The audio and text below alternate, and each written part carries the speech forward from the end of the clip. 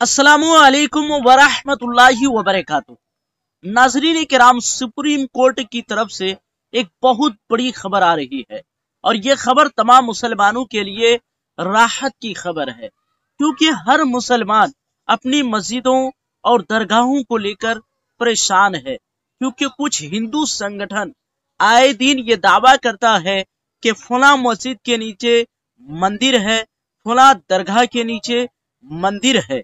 Supreme court की तरफ से ये खबर तमाम मुसलमानों के लिए राहत की खबर है और CJI संजीव खन्ना ने साफ लफ्जों में कह दिया है कि अब कोई भी मस्जिद या मंदिर का नया मुकदमा दायर नहीं किया जाएगा। महमूद पराचा जो सुप्रीम कोर्ट के वकील हैं, उन्होंने मीडिया के सामने क्या कहा है, उनके इस बयान को जरूर सुने, सारी जानकारी आप लोगों को मिल जाएगी। प्लेसेज ऑफ वर्शिप एक्ट पर केंद्र सरकार जवाब देने को तैयार हो गई। अब तक जवाब नहीं आया था। आज केंद्र सरकार की तरफ से कहा गया कि 4 हफ्ते में, केंद्र सरकार की तरफ से कहा गया कि वो जवाब देने को तैयार है। कोर्ट ने कहा 4 हफ्ते में जवाब दीजिए। हमारे साथ इस मामले में मथुरा शाही ईदगाह मस्जिद के वकील महमूद पराचा साहब हैं। उनसे जानेंगे कि आज कोर्ट ने अपने आदेश में क्या कहा। देखिए, आज कोर्ट ने अपने आदेश में सीधे सीधे तौर पे ये कहा, पहली चीज़ कि कोई भी नया केस नहीं डलेगा जब तक कि ये अगली डेट नहीं आ जाती। ये प्लेसेस ऑफ वर्शिप एक्ट के तहत जो आता हो, मतलब किसी भी धार्मिक स्थल पे कोई भी हिंदू मुसलमान सिख ईसाई किसी दूसरे की धार्मिक स्थल पे कोई केस नहीं डालेगा। एक बात नया।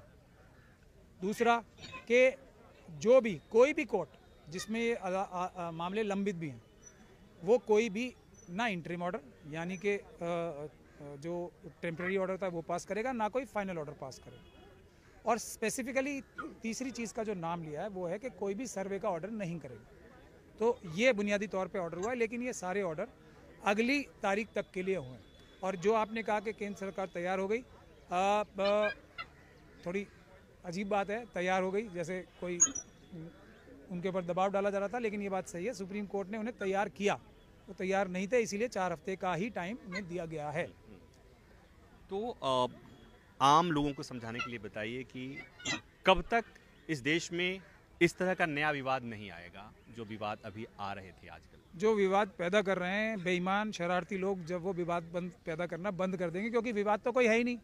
विवाद तो झूठे सबूतों के साथ आतंकवादी संगठनों द्वारा हमले करके मजहबी और धार्मिक स्थलों पे क्रिएट किया जा रहा है। विवाद तो कोई है ही नहीं ना, कहीं भी नहीं है। और जब तक वो क्रिएट करते रहेंगे, जब तक चलता रहेगा, उसे कोई ना अयोध्या की 5 जज की जजमेंट रोक पाएगी, ना कोई सुप्रीम कोर्ट में एफिडेविट दिया हुआ कि हम एक मस्जिद को नहीं तोड़ेंगे, वो काम आएगा। कुछ काम नहीं आएगा जब तक गैर संवैधानिक लोग, आतंकवादी लोग आतंकवाद करना चाहेंगे, जब तक ये कंटिन्यू रहेगा। पराचा साहब, मैं एक वकील से बात कर रहा हूँ। जी, मैं वही बता रहा हूँ। और हम केस के बारे में बात कर रहे हैं, जो जिस तरह की आपने दलील ली कि आतंकवादी उग्रपंथी, ठीक उसी तरह की बात आती है। तो मैं एक वकील से बात कर रहा हूँ कि प्लेसेज ऑफ वर्शिप एक्ट का जो आप लोग, उनका जो विरोध है वो तो है, आपके लिहाज से ये क्यों जरूरी है? नहीं, मेरे लिहाज से देखिए क्यों ज़रूरी इसलिए है क्योंकि फिर वही बात आ जाएगी।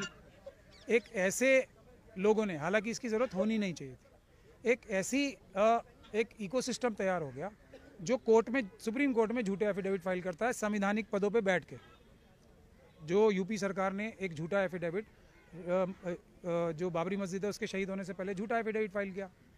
इसलिए ज़रूरत पड़ती है कि ये बोला जाता है पब्लिकली कि बहुत बड़ा तूफान आ जाएगा अगर हमारे पक्ष में फैसले नहीं आए, जबकि दूसरा पक्ष, जो कि एक दूसरा पक्ष है, वो ये कह रहा था आंखें बंद करके कि जो फैसला आएगा मान लिया जाएगा। ये ज़रूरत इसलिए आती है कि बार बार कभी ये कहा जाता है कि अयोध्या तो झांकी है, मथुरा काशी बाकी है, मतलब 2 और हैं। उसके बाद तुरंत ये कहा जाता है कि 30,000 की लिस्ट है, 35,000 की लिस्ट है, 40,000 की लिस्ट, वो बढ़ती जाती है लिस्ट। ठीक, तो अब जब ये हालात हो गए तो देश में तो ये चाइना और पाकिस्तान कितने खुश हो रहे होंगे कि देश में ये चल रहा है। तो उसको देश की खातिर, देश की एकता और अखंडता की खातिर क्या इस तरह का कोई फैसला किया जाना था या नहीं किया जाना था, ये उस तरीके के इमरजेंसी के देश की अखंडता और सुरक्षा को बरकरार रखने के लिए इस तरह का एक एक्स्ट्राऑर्डिनरी कानून आया है। नाज़रीन किराम, ये थे महमूद पराचा। आप लोगों ने इनके इस बयान को सुन लिया।